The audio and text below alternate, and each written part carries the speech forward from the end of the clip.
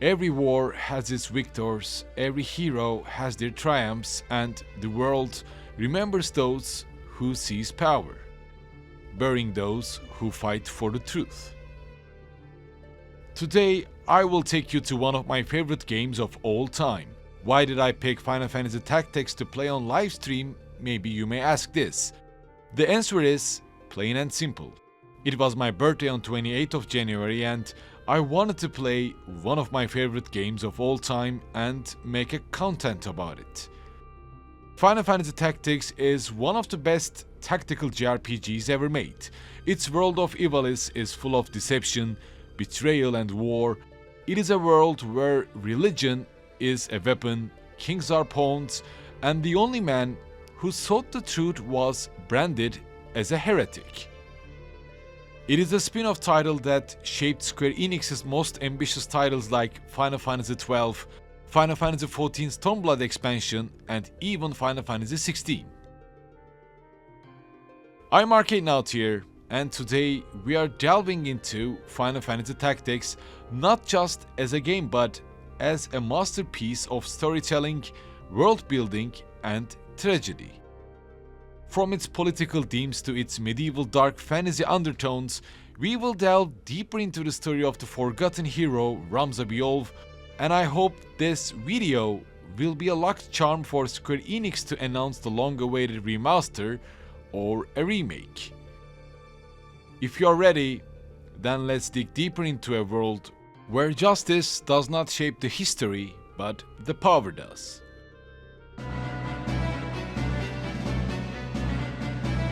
First of all, I picked the PlayStation 1 version of Final Fantasy Tactics instead of its War of the Lions PSP version to showcase the original version.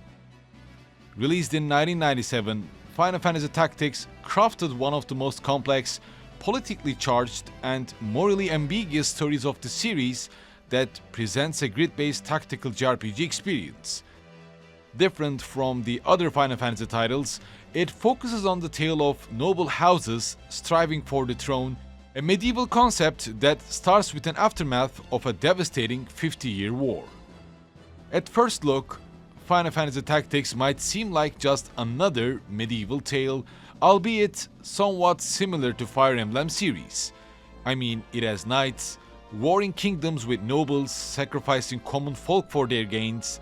As this concept is different from Final Fantasy series' crystal concept or light versus dark, what sets Final Fantasy Tactics totally apart from both its genre and its series is its depth of political intrigue, characters with moral ambiguity, and narrative complexity that turns into a dark fantasy. Set in the war-torn land of Ivalice, Final Fantasy Tactics presents a world where noble houses conspire against each other, mercenary groups fight for survival after the 50-year war, and the common people suffer under the weight of the ruling elite. Amidst all of this chaos and grimdark atmosphere, Final Fantasy Tactics tells a story of two close friends who are bounded and divided by fate and politics. Our protagonist Ramza Beolv appears as a young noble that graduates from the military academy and later finds himself caught in the chaos of war and betrayal. What starts as a simple struggle between the noble houses of Ivalice as well as the battles against the remnants of mercenary bands, it quickly spirals into something much larger. By each chapter, Ramza finds himself in a battle against a corrupt church, ancient supernatural forces, as well as against the Ivalice itself. On the other hand, we have the other side of the coin, Ramza's childhood friend that takes the reins of fate into his own hands, Delita Hyrule. He serves as a mirror to Ramza, showing what could have been if Ramza had chosen a different path, where Ramza follows his heart and remains as an outcast. Delita plays the game of politics masterfully, manipulating allies and enemies alike to seize power. His life that started as a peasant ends with his name written in history books as King Delita Hyrule. the hero of the War of the Lions. Delita's story is not one of triumph. His story is one full of loss, betrayal, and political strife. His story is a brilliant subversion of the traditional RPG hero arcs, realistic growth of a man who prefers a revenge that is served cold as ice.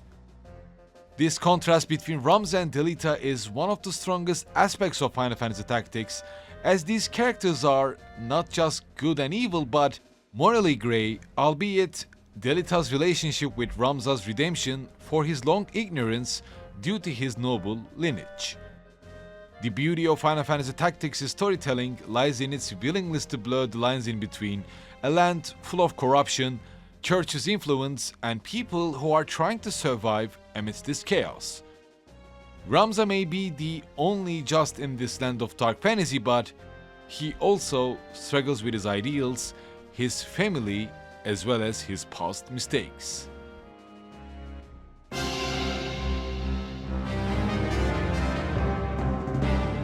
Before delving deeper into characters such as Delita and Thunder God Sidolphus, let's move on to the gameplay and the customization choices of Final Fantasy Tactics. Just plain and simple, Final Fantasy Tactics' combat and job system stand as one of the most intricate, rewarding, and strategically deep mechanics in all JRPGs. Nearly flawless, I would say. Unlike traditional turn-based RPGs, Final Fantasy Tactics brought an isometric, grid-based battlefield to life.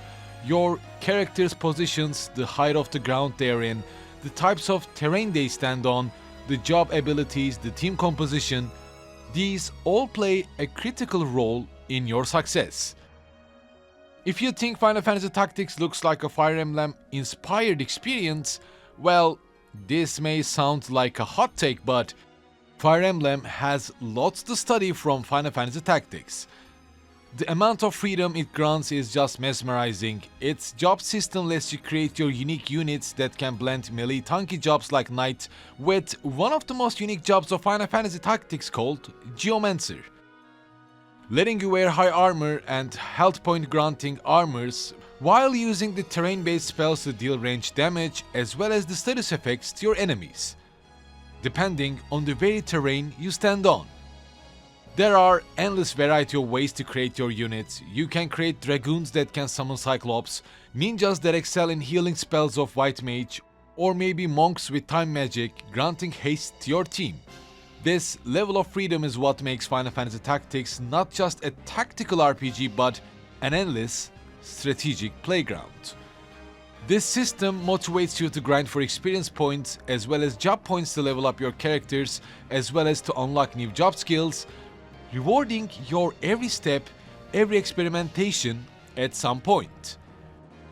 You can have the same approach with Ramza as well. I always develop Ramza as monk to teach him some of the abilities like Wave Fist to grant him range attacks, or Chakra to heal himself as well as the characters around him, or maybe revive for some urgent help to any downed characters. Since Final Fantasy Tactics has this so-called Iron Man system where a character permanently dies after being downed after 3 turns of its time passes, then turning into a crystal to grant whoever picks up an ability, or just leaving a treasure chest behind to loot a random item from that character. With this mechanic, Final Fantasy Tactics may look challenging, and to be completely honest, there are some really challenging boss fights and encounters that you need to prepare carefully.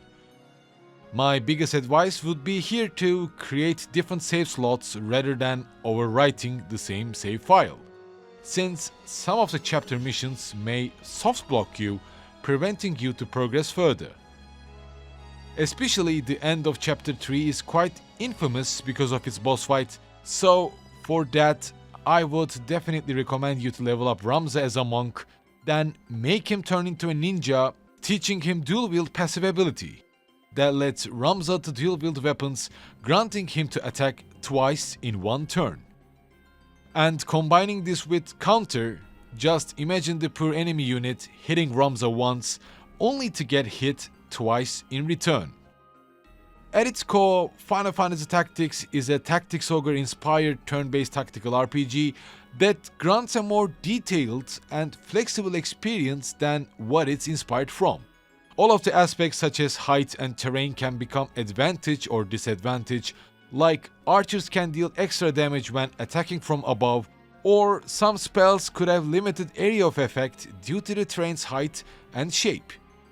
In addition to that, faster units like thieves or ninja act more frequently, meaning that they have more turns when compared to other jobs. So just imagine these jobs combined with some white, black or time magic spells and how you could control the battlefield and take out your enemies quickly. As a side note, unlike normal attacks, spells require time to charge, meaning that a spell could be interrupted if the caster runs out of mana or gets killed before the cast is completed. If you have difficulties keeping your casters alive during the battles, how about equipping them with the samurai counter skill called Shirahadori that increases your character's evasiveness by a huge amount, practically letting you to break the game's main story progression difficulty. This freedom of character customization is so flawless that I could make a video just talking about its aspects, but it might be best to move on to new topic rather than just focusing on this aspect. It's up to you how to enjoy Final Fantasy Tactics. My biggest advice would be go crazy and make your enemies suffer.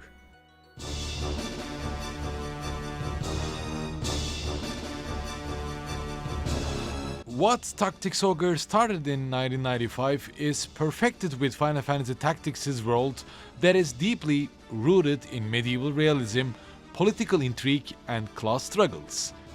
Ivalice is not simply a kingdom where heroes rise to defeat an ancient evil, but feudal land where power is dictated not by righteousness but by who controls the military, the church, and the throne.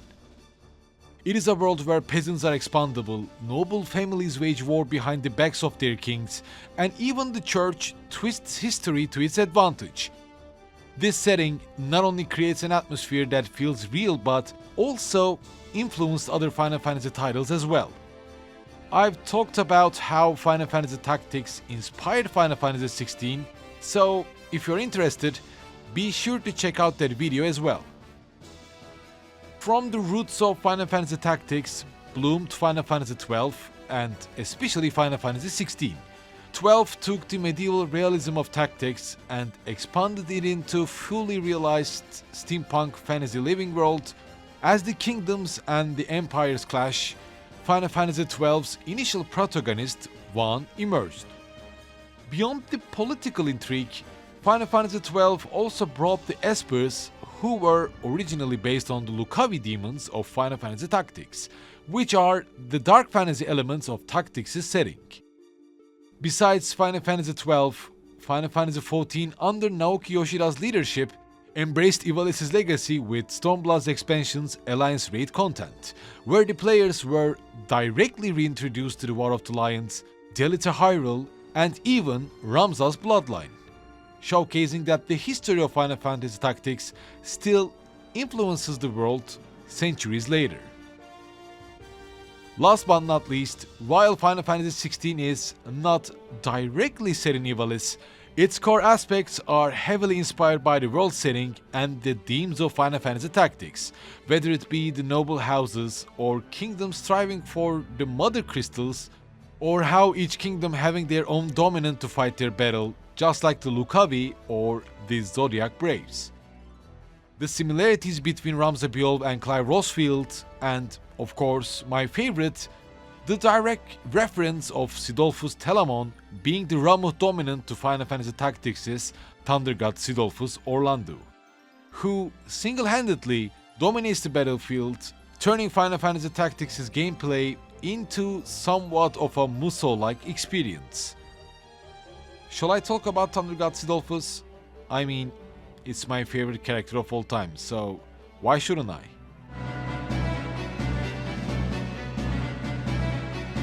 Few characters in the Final Fantasy universe have as much as respect and power as Sidolphus Orlando.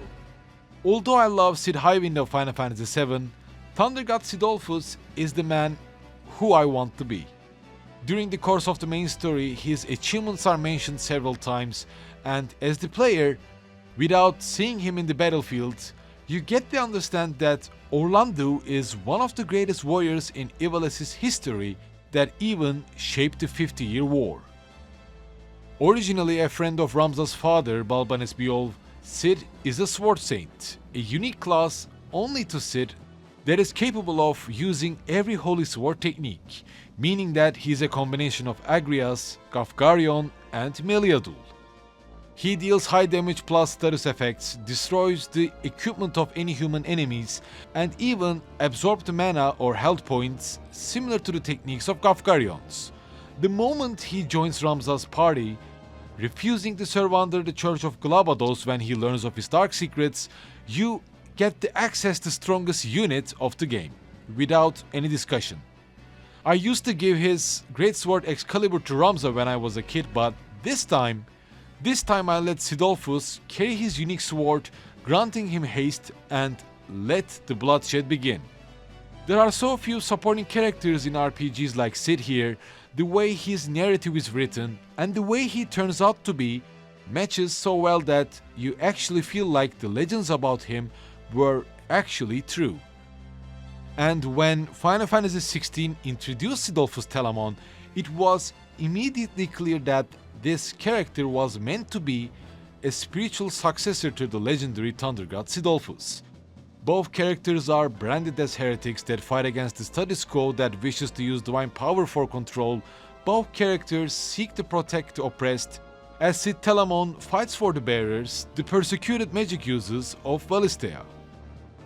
Both characters betray their ruling factions, choosing to stand for justice over blind loyalty, while playing the supporting role for the protagonist. Although Thunder God Sidolphus joins Ramza's party during the mid of Chapter 4 and around the very late game, Cid of Final Fantasy XVI becomes a father figure for Clive, guiding him when he needed the most.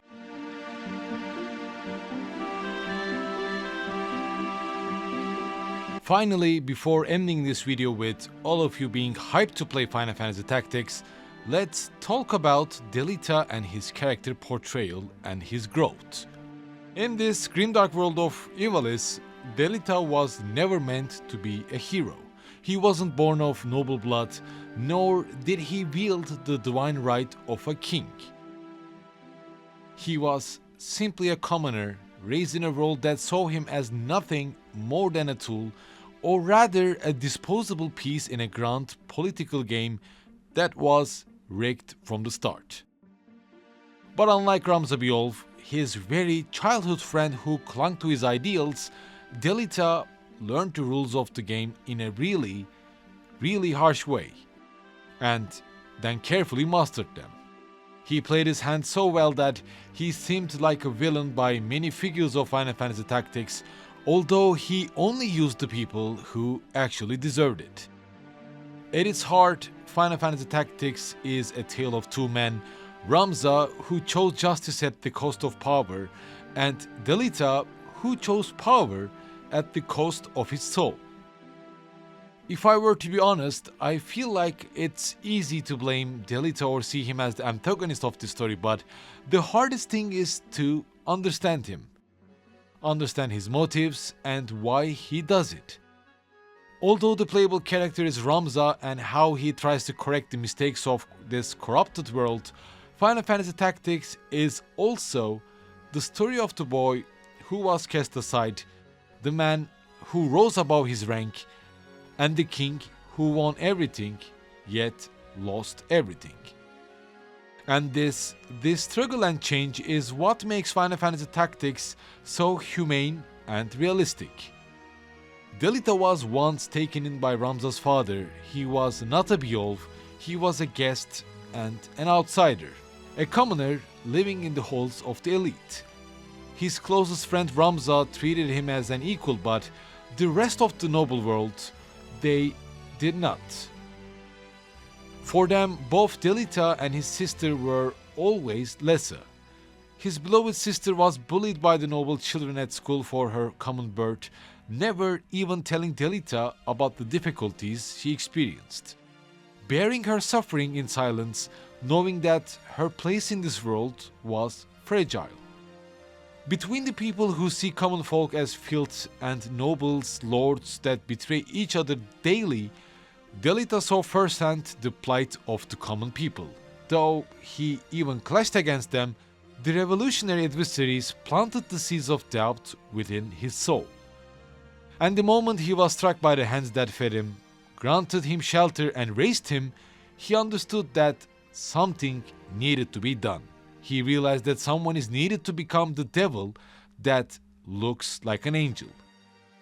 And while Ramza fought against the mercenaries, the church and the Lucavi demons, Delita placed the chess pieces so that everything would go accordingly. If you're a fan of the Berserk series, this dynamic between Ramza and Delita actually also reminds me of Guts and Griffith of Golden Age arc. In the end, Final Fantasy Tactics is the story of two heroes, one remembered and one erased. Ramza, who fought for justice and was never acknowledged, and his dear friend Delita, who sacrificed everything for power and became a legend. Both suffered in this cruel world of Ivalice. Both strived in different routes to clear this land of corruption. This is the tragedy of Delita Hyrule and Ramza Beolv, a masterpiece narrative that deserves to be experienced, remade, or remastered. As always, thank you for watching today's video. If there is any other Final Fantasy title that you want me to delve further, be sure to share them by the comments below. Any humble support through Patreon is really appreciated, and I will see you soon in my next video.